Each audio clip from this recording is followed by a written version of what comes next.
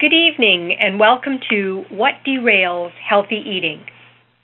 Thank you for joining us, and we want to acknowledge you for investing your time in perhaps the most important step you can take in realizing your health goals, which is to find out what is underneath the cycle of creating intentions for healthy eating and then not being able to follow through with them.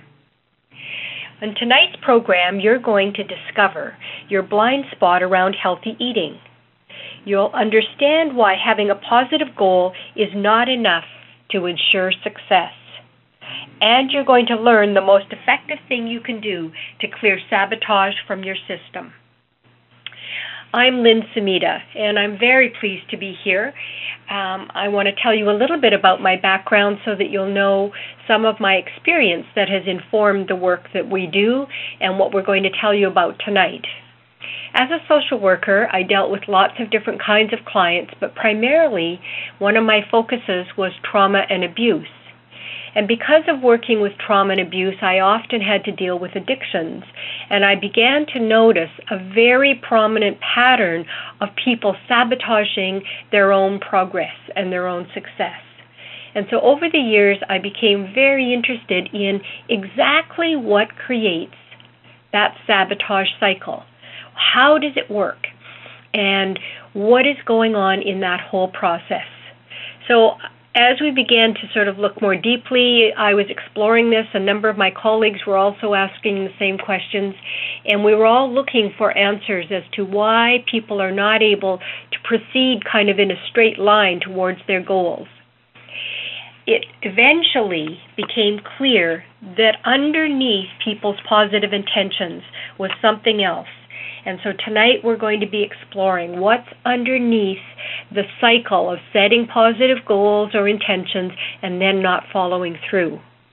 So I'd like to introduce my colleague, Jill Boadway, and she'll tell you about herself as well. Hi, Jill. Hi, Lynn, and thank you. And welcome to all of our guests tonight. I'm very excited to be here with Lynn, sharing with you what we have developed. And just to give you a little bit about my background, I am a natural foods chef and also a holistic culinary coach. And I've worked for over 15 years with food. I've really lived it, breathed it, sweated it in the kitchen. And I'm very passionate about empowering and inspiring people to nourish themselves well. So during my culinary background and from my original training in French fine dining, I really learned a lot of great skills around presentation and making food be really pleasurable and entertaining for people. But at some point as I was working, I started to feel a little disconnected from what we were creating and had the experience that the food wasn't really maybe nourishing people. I also was under a lot of stress from the restaurant kitchens I was working in, and so I was led eventually to discover yoga, and that changed the direction of my career. And after that, I focused really solely on health-conscious cooking, left behind the French fine dining, and focused on vegetarian cooking. I then later learned about vegan cooking, also how to prepare foods for people with special dietary needs, whether that was no wheat or no sugar or no dairy or any other concerns that they might have had, and even dabbled in raw food preparation for a while. So over the course of my career, I experienced a wide range of styles of eating and approaches to healthy eating and tried out many of them myself. But what was interesting is that I realized after some time that despite all of that experience that I had and even knowing what I needed to do to be healthy and had the experience of feeling really good in my body when I was eating cleanly, that I was still at times after a while getting a pattern that would come up of falling back into the emotional eating, back into sugar cravings, especially when I was stressed, and that it didn't matter how much I knew, but there was something that still wasn't addressed, and I had to come to terms with that I was still an emotional eater. So in looking at that, I started to see that around me and other people as well, and so that really led me on a search and asking, what is it that prevents us from nourishing ourselves, from doing the things that we know would be in our best interest to do? Why does that happen, and how can we stop it? How could I stop that or get to the bottom of it? So in all of that searching over many years, I eventually met Lynn, and I found her work to be very powerful. And after one of the sessions that I did in the process that she has developed, which we're going to share a bit of with you tonight, I had an experience that was amazing in that my sweet cravings, to the level that I used to have them, really dissolved overnight. And we weren't even talking about the food in that session. So that made me realize that there was something deeper that had finally been addressed. And of course, then I just wanted to know, well, how could I learn this? And became passionate about wanting to share it with other people. So I'm pleased that Lynn and I are here collaborating now to share this with you. It's very effective work. And thanks again. Yeah, it's very exciting to be sharing this information with you. And so tonight, as I said, we're going to do a number of things. We're going to explore how we can have a blind spot around healthy eating. And that really is going to reveal some very powerful information that really is the key to why just having a positive goal is not enough. So, first of all, to start off, we want to ask you to think for yourself, what is it about healthy eating that poses such a challenge for almost everyone, whether they're trying to eat less or they're trying to maybe eat more or eat better foods or wanting to eat less gluten or sugar-free. But regardless of the particular thing that a person is focusing on with healthy eating, what is it that seems to make it so difficult for so many people? So, you know, what I hear a lot, Jill, is that people feel restricted. They feel deprived. There's a whole feeling of being limited, boxed in, and there, you know, along with that is sort of a feeling of resentment. So rather than eating in a healthy way being an empowering experience, I think for so many people it codes as a very limiting, negative experience. Yeah. And I could totally relate to that. I've certainly felt that in my own experience in the past, the feeling that if I wasn't getting to share the same food with my partner, for example, then I was being left out or would feel deprived if I couldn't have certain foods. And so I see that for myself, and I agree with you that really is the common thing that comes up for people. And I think those feelings really do point towards part of the answer of what's going on and part of what we want to address tonight. So what we wanted to share with you today is really to look more specifically at how your system has cross-wired things so that it is hard to make your goals become a reality. So that you can see what might be underneath that's driving this feeling of deprivation or that it's hard to fulfill on what you've set for yourself as a goal. Because there really is an irony, isn't there, when I want to be healthy in my eating. I want to have that vitality, the energy, the clarity, and yet I feel so deprived. That, you know, really is, I think, what we're talking about in terms of a cross-wiring. There's something not lined up there. Yes. So, Lynn, I've heard you use the analogy, and I think this is a great one, about how human wiring is really very similar to electrical wiring. Yes. But unfortunately, with many of us, it's set up, as you said, in a cross-wired situation. So to use this analogy, let's imagine that there's a switch, an electrical switch. And if we pressed that switch, which should turn on the light in the room that we're in, what would happen if every time we pressed that switch, it actually turned on or off a light somewhere else, in another room perhaps? And that is really a good way to look at what this cross-wiring does within us. That we're pressing a button or doing certain actions, trying to get somewhere, trying to have a result. That's right. And instead, the opposite is happening to what we actually want. So no amount of switching that light off or on would actually correct the cross-wiring, would it? That's exactly right. And so for the human system, it's exactly the same. No amount of, pushing yourself, guilting yourself, promising, any of those behaviors, they're not going to correct the cross-wiring that is underneath for most people when it comes to things like healthy eating. Mm-hmm. Mm-hmm. And so this is what we call sabotage. That is. Yeah.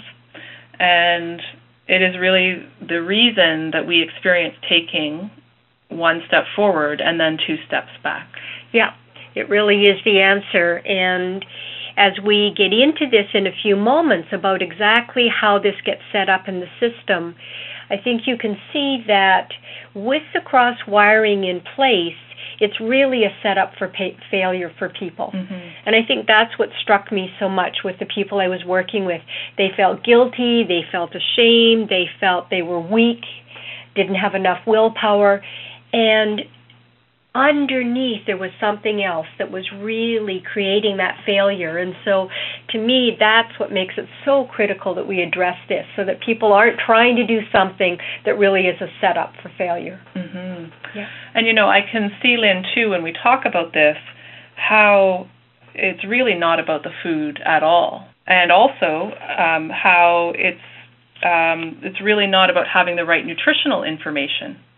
That it doesn't matter how much we know about what we should be eating, that with this cross-wiring set up, we really have no chance at being successful in following a certain way of eating for the long term. And that's really actually one of the proofs, if you like, or one of the ways of knowing that there's some cross-wiring, is when you have the knowledge mm-hmm. and you know what you should be doing and you're not doing it. Mm-hmm. Because if there's no cross-wiring, when we get knowledge and somebody gives us instructions or guidance or coaching, we move positively forward. So it really is great to be able to see that's one of the indicators that there is some sabotage. And what we want to do now is go to a demonstration of showing you exactly how cross-wiring works and what it looks like. And so I'm going to ask, is there anyone who would like to be my guinea pig for a few minutes so that I can demonstrate exactly how this cross-wiring works? Hi there, Peter, can you hear me? Hello, can you hear me? I can indeed. Good evening. Okay. Hi. Thank you so much for being a guinea pig. This is wonderful.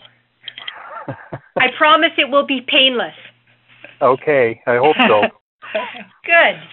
So, Peter, what I'm going to do to guide you through this process of seeing what could possibly be in your blind spot in regards to healthy eating, I want to start with you sharing, one goal that you have around healthy eating or being more healthy in general, whatever fits for you. What would you say your goal is?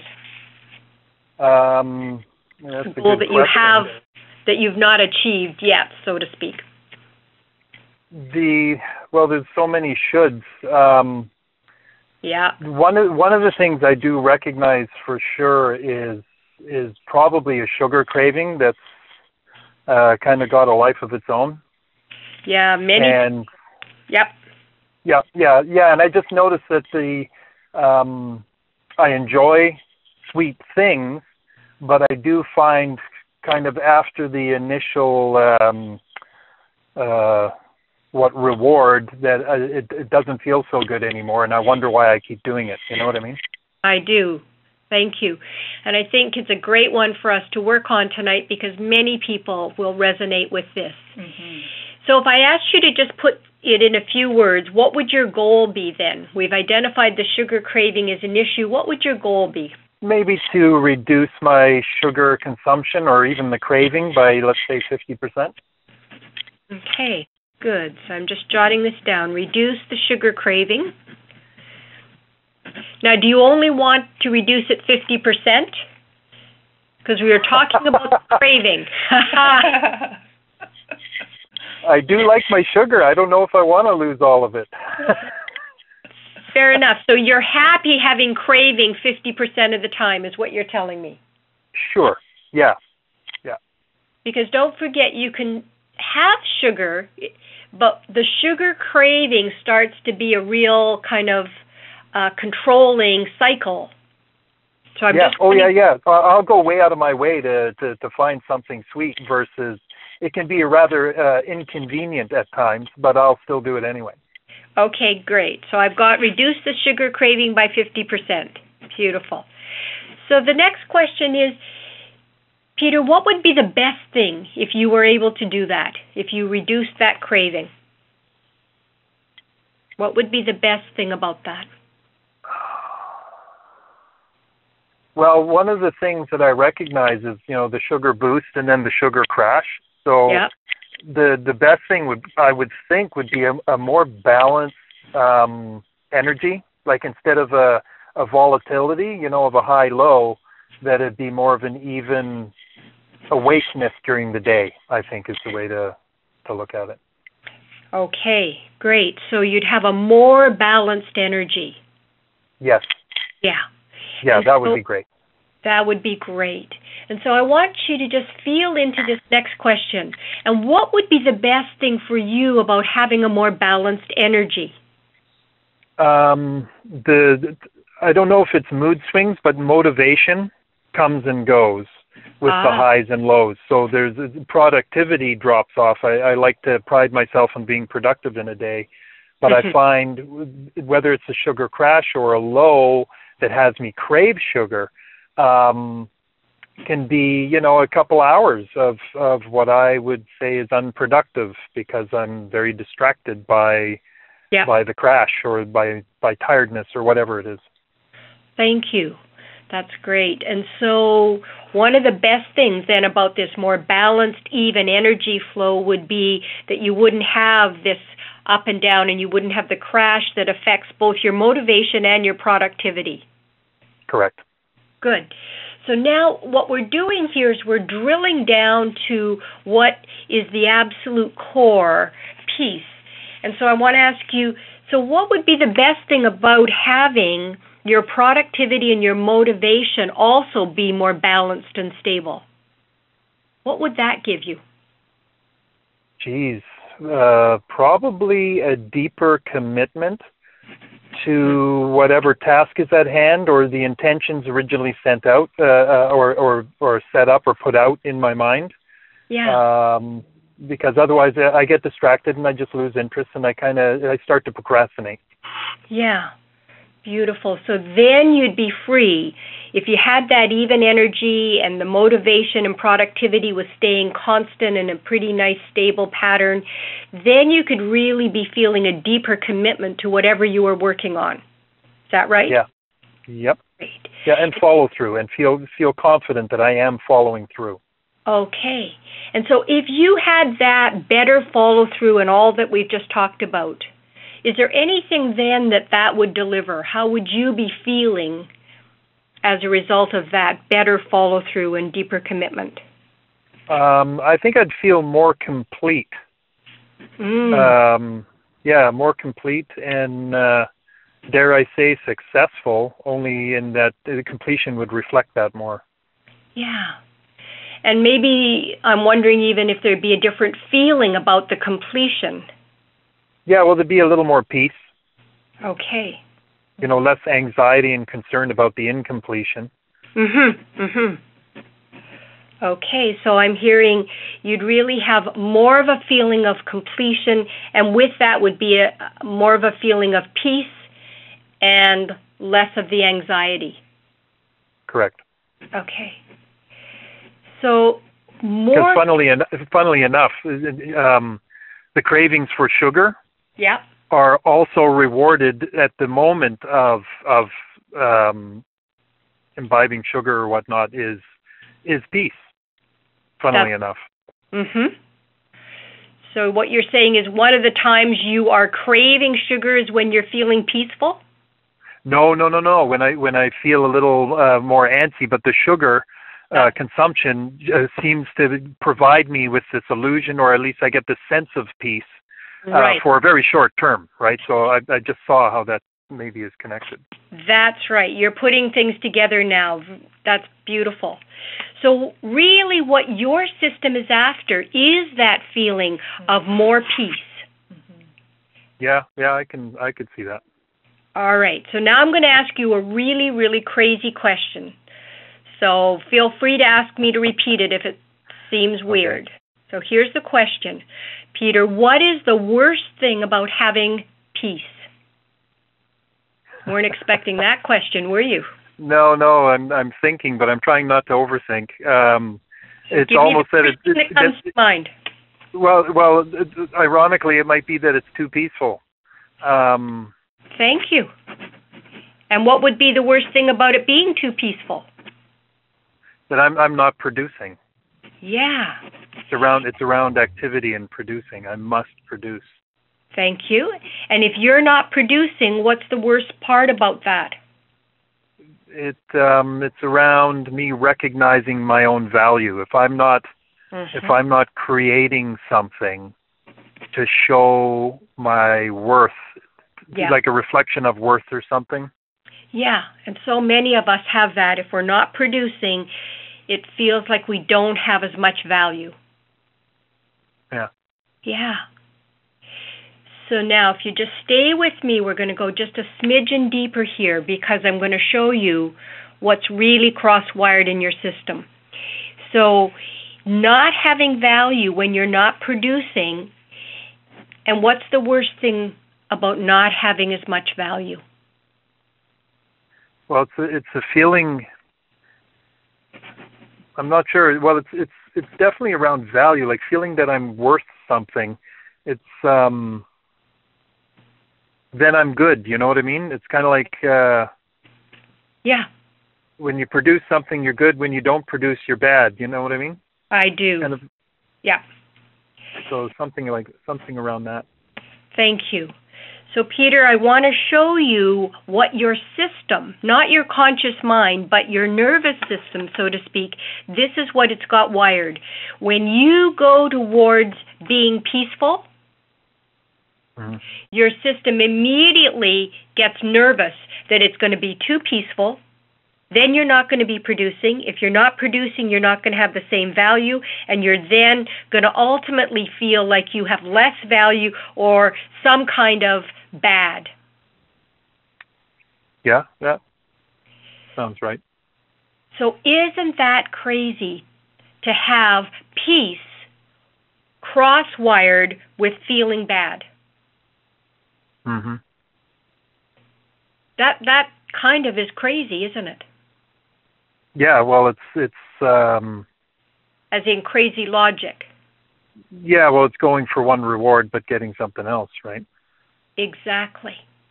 And so with this kind of cross-wiring, if I said to you, so every time you go towards having more balanced energy and more even kind of stable motivation and productivity, and then feeling that deeper commitment and follow through, which really allows you to feel peaceful. When you go in that direction, your system gets more and more nervous, thinking it's going to end up in a very bad place of you not producing, not feeling valued, and ultimately feeling bad.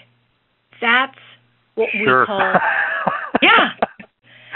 Now, this is what's in our blind spot for most of us. We don't realize, because we wouldn't put these two things together, rationally, would we? That being peace... No, because I usually think when I get to peace, I'm going to be at peace, but peace just stresses me out. Exactly. And so one of the questions is, where and how did your system put these two things together, that peace stresses you out, that your nervous system feels anxious when you get too peaceful? So you can see why, as Jill said earlier, trying harder and making plans and doing all that kind of stuff is not going to solve anything when you have this kind of cross-wiring in the system. Now, there's one more piece we want to do, or if you're willing to hang on here a few more minutes. Are you? Sure. Thank you. So there's one other cross-wiring that most of us have in our system. So now we know that around your goal of reducing your sugar craving, there's a cross-wiring. So what I want to ask you is, what do you do to cope, or what do you do instead of reducing your sugar craving? Instead of reducing it? Yeah. I don't understand. Well, your goal is to reduce it, but that's not what's been happening. So what are you doing instead? Well, I just keep consuming sugar evenly, and I just justify it as in it's not excessive, right? So there's a certain tolerance. Good. So your strategy is you justify. Yeah. I'll justify it. Oh, it's just this time, I'm feeling a little low right now, so a little boost, of course, will help productivity. And right. So, of course, this time is fine. Absolutely. And you are absolutely also not alone. So many of us use this. We've got a rationale or a justification for why. So would it be okay if I ask you a few more questions on this part? Yeah, please. Okay. So most people know that there's some pain attached to how we're managing or coping. So what's the pain, the negative part of justifying? Well, the negative part is I'm very conscious when I'm affected by the craving. So I kind of watch myself follow through with consuming some sweet something or other. Yeah. And then kind of shortly after, it's almost like buyer's remorse, recognizing, okay, well, I didn't need all of that or even any of that. So what's going on? Why do you do that? So a little bit of regret comes in, a little bit of anxiety around what am I doing to myself? As I know, inevitably this little crash is going to come. Right. So, okay. So I kind of beat myself up a little bit maybe. Thank you. Okay, so there's some buyer's remorse, some regret, a little bit of anxiety about what you're doing to yourself, and beating yourself up a bit. Yeah. Yeah. And what's the worst part of all of that? I don't look at those things. I know. So it's only tonight on the phone call that you are. So what's negative about that, about the remorse? Yeah. What's the worst part of it for you? Because you're aware of it. You know this pattern pretty well. I don't know. I go a little blank there. So when you beat yourself up, how do you end up feeling about yourself? Well, not so good, but then I distract myself very quickly with, of course, being productive. So right. I get my head down and into what I'm doing. Right. And usually when the crash comes again, I just kind of start to cycle up and start looking forward to some other sugar fix. So I get very distracted by, just the brain activity of, okay, how do I negotiate and manage another cookie or whatever you want to call it. That's right. Yeah. But underneath what I'm sensing, I don't want to put words in your mouth, but I'm sensing is this feeling of not so good is kind of bubbling up around underneath there. Yeah, there's something not so good, and I definitely, you're helping me see that I don't like to be with it because I don't know what that bad. It's something I don't want to feel, and I guess I'm pretty good at avoiding feeling it because I'm not really sure what the feeling is. That's right, and so many of us are like that. We just get busy and distract ourselves or get productive or whatever because we are in pain, and so we move away from that. And part of what's valuable in this activity is for you to sort of get more in touch with the pain that actually is there under the surface. Right. Yeah. So when you use the behavior of justifying, it takes you in a downward cycle of having buyer's remorse, regret, feeling some anxiety, kind of beating yourself up a bit, and ultimately not feeling so good about yourself. Is that true? Yeah. So the opposite. Now, this is the other crazy question. What's the best part of justifying things? Well, it's understood, or there's it's explained, so it has purpose. It fits in. Yeah. And what's the best part when it feels understood and it has purpose and it's explained? What's the best part of that? Well, it makes it okay. Yeah. And what's the feeling for you when it feels okay?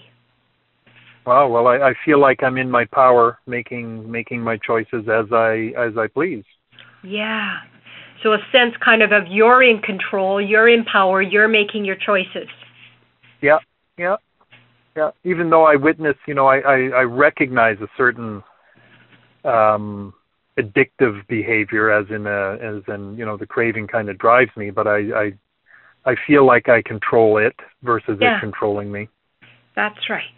And so when you're feeling in control and that empowered feeling, is there any other feeling that goes along with that, or is that the kind of the core of it? Well, there's the empowered feeling, but there's also something I recognize is, funnily enough, there's a little form of celebration because I do enjoy my treats, usually baked items or things. Okay. And when I get to engage in a coffee break and a snack that's a treat, it's this little miniature celebration. Thank you. And so the best part of having this little mini celebration is? I don't know. I feel good. So now I want to show you how there's some cross-wiring on justification piece. So you're using justification with your sugar craving.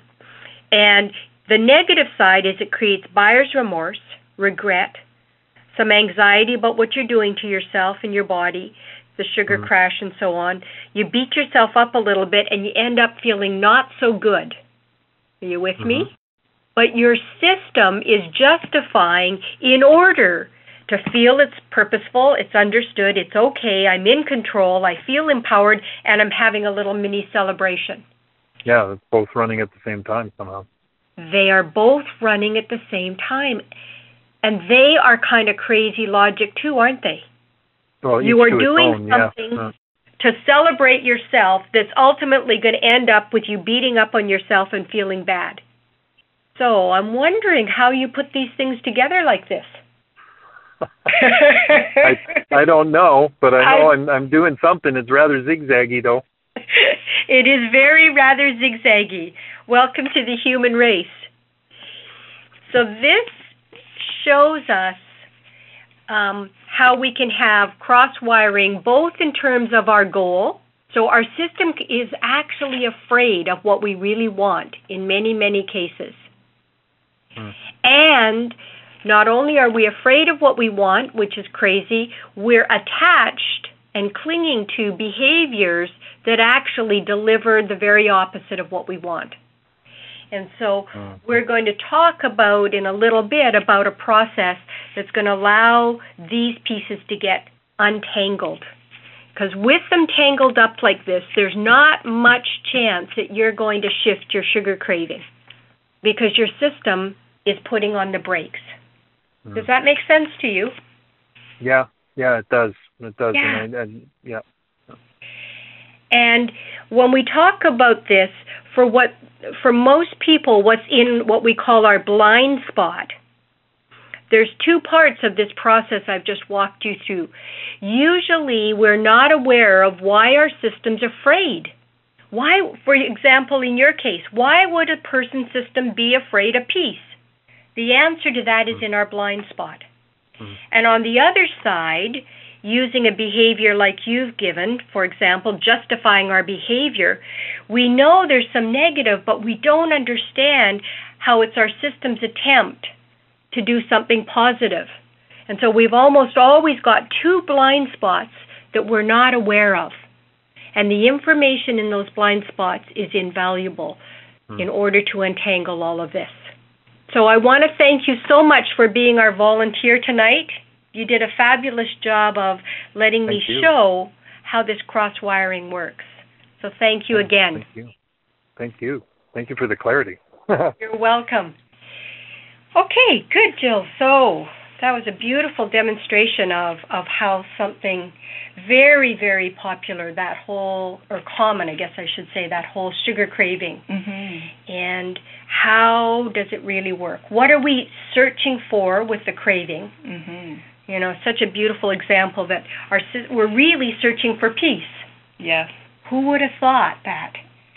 And then when we get to the peace, we find out what's the part of our system that's putting on the brakes and stopping, resisting the peace. Mm-hmm. Okay. Yeah, that was a great example. Mm-hmm. Now, Lynn, you talk about that as far as where this cross-wiring comes from, that because people often ask that. Like, yes. Where? So how did this happen? Yeah. That is often set down at a very early age. Yes, in fact, the clue that it's at an early age is because it's so illogical. It's really like the child who's added 2 plus 2 and got the answer of 9. And almost no one knows why they've hooked things together.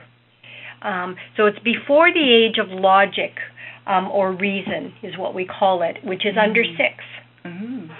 And so at those early ages, we can add things together, we can hook things together that ultimately do not make a lot of sense. So that's really how the cross-wiring gets laid down, because it's not logical, even though it makes sense in a certain kind of way. It's under that age of reason, that's right, and it's not open to logical, like in other words, you can't untangle that just using your mind. You can't just tell yourself, well, that's ridiculous, change this.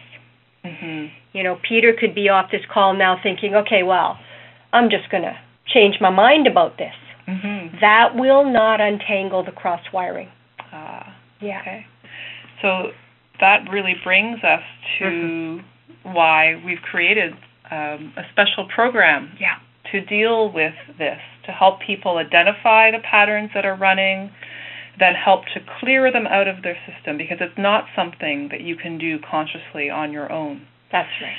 And because we're so convinced that handling this is critical for success, we have created a program called Food, Glorious Food, Untangling Your Relationship with Eating, and it allows people in a weekend to reboot their system and discover the joy and freedom of being in alignment with themselves and their goals, especially around nourishment and food.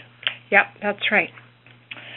So right now on the call, we'd like to tell you a little bit more about this program while we continue to give you some great information that will empower you in understanding what's driving your behavior. So our program, Food, Glorious Food, is based on a very powerful process which took over 25 years to create. Yes, it took us a long time to really figure out how this wiring gets crossed and laid down in the system, and to actually also figure out a process that would, as you say, reboot the nervous system. And we've chosen that term because it's a bit like the computer, that when you close a computer down and reboot it, everything gets recalibrated. And we now know how to do that for the human system. We know how to give the system a break so that it can reboot and release all the backlog that's really not been serving us.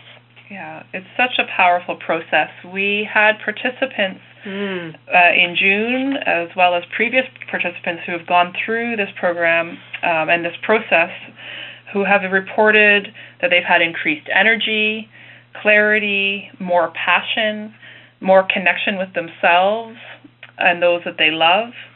And as a result, these people have experienced greater ease in making better food choices, more ability to really hear their body's communication, which is so critical, and a growing sense of nurturing themselves in alignment with who they are. Yeah, it's been so rewarding to hear the feedback and to see results lasting for people. So one of our participants in June had this to say after the program: I have struggled with binge and emotional eating for years and tried many other methods of trying to stop that pattern. In a short period of time, Lynn and Jill gave me that key piece of information that made me understand why I was doing what I was doing. And ever since then, my choices and habits have shifted into the positive. I'm listening more to what my body is asking for, rather than having my eating be an automatic, mechanical process. I couldn't be more pleased to have gone through this weekend and walked out with a new lease on life. Blessings, Natasha. That's great. You know, we've heard so many different wonderful pieces of feedback, so it's lovely, you know, to share some of those with people tonight. So another thing that our program covers is an understanding of the genetic needs that we each have, which drive us in everything that we do. So Lynn, could you tell us a little bit more about that? Yeah, one of the really powerful things we've also realized is that all of our behavior is really driven by 4 very core genetic needs that are built into every single human being, built right into, in fact, our DNA. And the first need that I'll tell you about won't be any surprise, because I think most of us realize that we need people in our lives. And so they've recognized that all human beings have a need for what we call love and belonging. We want relationships, we want people, we want companions, we want pets. All of that gives us a sense of our connection. And so that is a very powerful need, the first need. The second need I'm going to mention that people have is a need for power. And whether you like to call that empowerment or just power, and the need is really about feeling value. Peter spoke of it beautifully in terms of a sense of worth, in terms of a sense of value. And we want to feel like that we're contributing, that we are respected, or that we have some sense, it could be about leadership. So that need is very important to us. And we must meet that need, one way or another. Another need we have is for freedom. All human beings crave freedom, and they want to have choices, to have options. We want physical freedom. We want emotional freedom to express ourselves. We want even intellectual freedom to be able to explore ideas and our imagination. And lastly, the fourth need that really motivates us is a need for fun. And fun may seem like an odd need to have as a genetic need, but it's tied to our capacity to learn. Because children, when they're really young, under the age, say of 5, most of what they do all day is play. And during that play and that fun time, they are learning at a tremendous rate. And so we've realized that fun and learning go together beautifully. And lastly, we have a need for survival. We obviously want to survive physically, and we want to survive emotionally. So now we talk about these needs in the workshop because they directly connect to food. If we are not meeting our needs successfully, the love and belonging, the power, the freedom, and the fun, one of the things that we may do is we start to use food as our solution to those needs. And that's a very dangerous thing to do. So one of the things I guess I want to offer for people to take away for tonight is that they think about what need is motivating you. What am I trying to meet? What need am I trying to meet as I'm doing a particular activity? If you have children or partners, it's also a great question you could ask yourself and just reflect on. I wonder what my child is trying to meet. What need is he or she trying to meet when they're behaving in a certain way? So anytime you're trying to get that love and belonging or that power or that freedom or that fun through food, you're entering into that no-win cycle. So thanks, Lynn, for explaining all of that. It really is so enlightening to be able to see how, if we're seeking comfort in some way, that it can be so easy then for us to fall into using food because it's something that we need for our survival. Absolutely. So we do need to interact with it on a daily basis. But then if we have a need that's really being triggered, that's not being met in other ways, then food can be such a good substitute for meeting that need.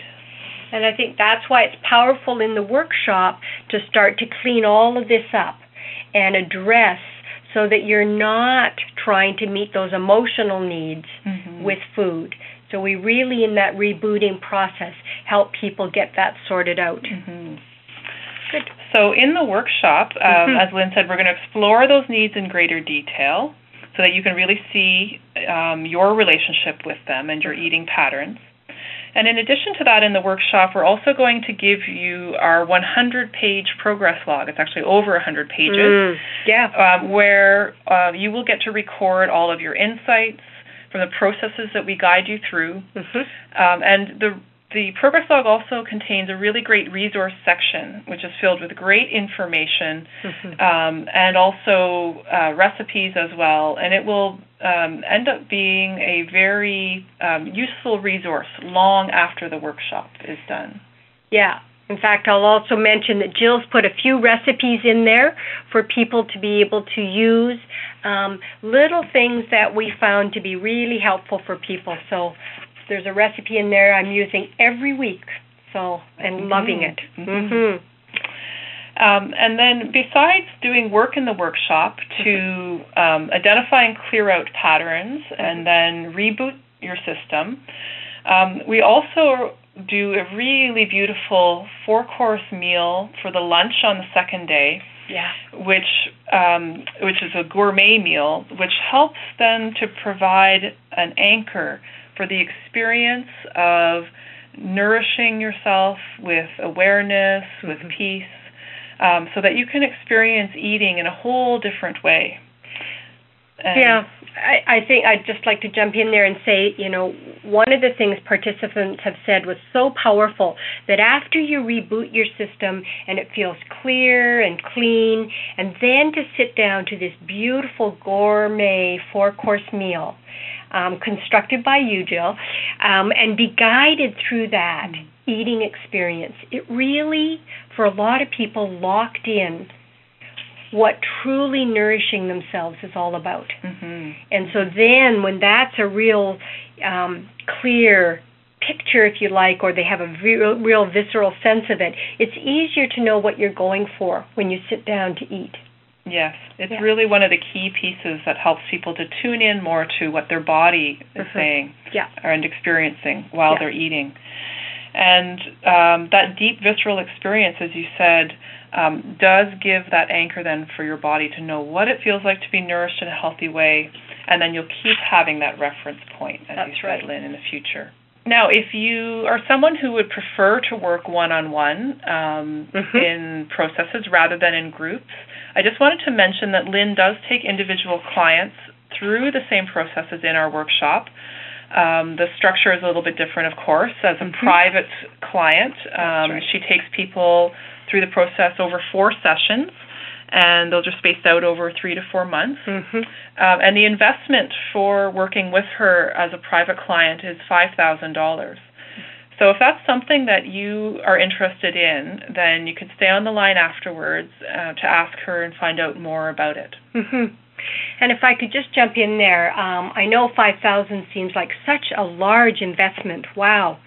And yet, when I work with people and they really start to untangle this cross-wiring, it frees them up to be more effective at work, more efficient.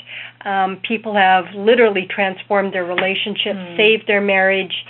So many people have said to me, wow, I thought that was a lot of money, and now it seems like totally a worthwhile investment. But it still is a lot of money, and so for a long time we were looking for how can we make it more cost effective. So, I'm very excited that we're going to be able to tell them about an alternative to the one-on-one, even though it's incredibly effective. In fact, not long ago I was working with a fellow, and he'd been working with a coach and wanting to take his business to the next level and really frustrated that he was not able to do that.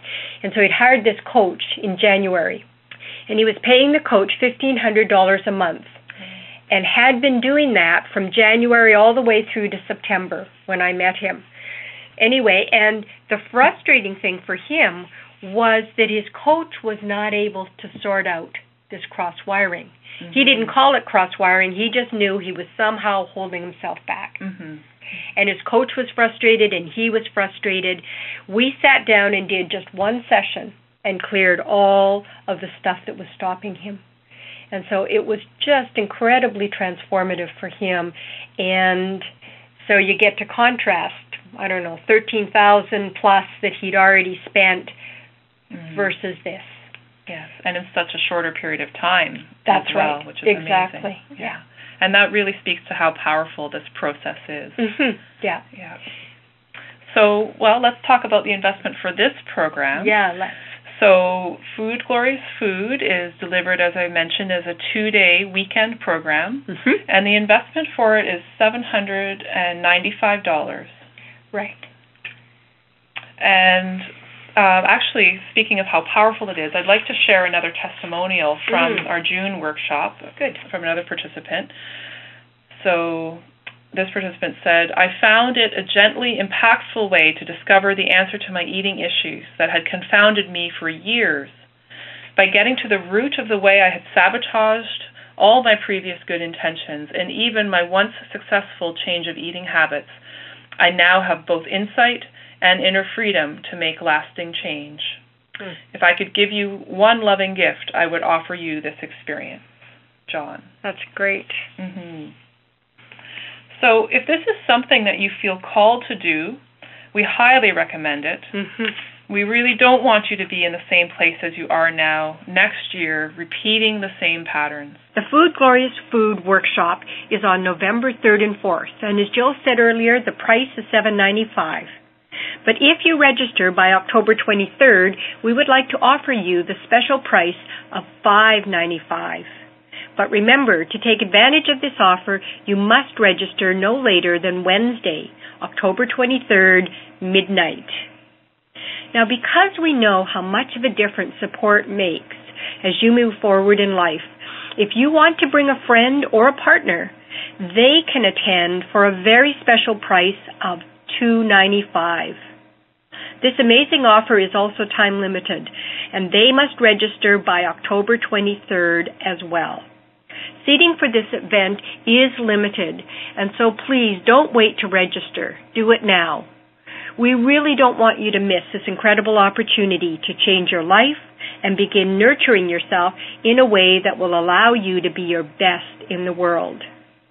To register today, call 604-922-1330. Good. Lynn, is there anything you'd like to say in closing? No, it's been great being on this call. Thank you again to Peter, who volunteered to be the guinea pig and to illuminate an issue like sugar cravings for all of us to understand. And we look forward to you joining us at Food Glorious Food on November 3rd and 4th. And that's it from me. Yeah, and also thank you to everyone. I'd like to say good night and thanks for joining us on this call. We hope that you found this to be illuminating for what maybe has been happening in your system, that you can start to now see a little more clearly. And I just wanted to, in closing, to say that if you are saying yes to moving forward with your nourishment processes, that really you're not only saying yes to a more nourished you, but also that you are really saying yes to living your potential and bringing your best into the world. So, so thank you for joining us. Good night.